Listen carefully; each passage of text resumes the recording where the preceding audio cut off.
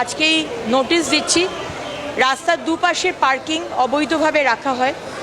সারা পশ্চিমবঙ্গ জুড়ে যেদিকে পার্কিং সেখানেই গাড়ি থাকবে, যেদিকে পার্কিং করার কথা নয় সেদিকে কোনো গাড়ি থাকবে না।